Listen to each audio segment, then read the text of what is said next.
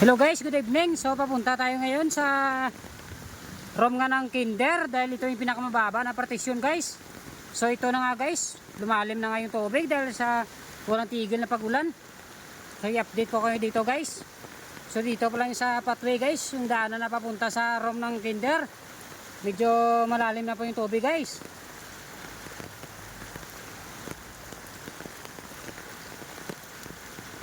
Tsaka yung papunta pala sa grade 1 guys, lubog na rin. So ito pala yun guys, sa kinder, konti na lang guys, papasok na yung tubig. Kung nakikita nyo guys, konti na lang, papasok na nga pala yung tubig guys. Dahil sa walang tigil na pagulan guys ng abagat. So yan guys, ito po yung room ni Ma'am Michelle na buhay. Tsaka ito po yung room ni Ma'am Maureen Alfonso guys, konti na lang, papasok na yung tubig guys.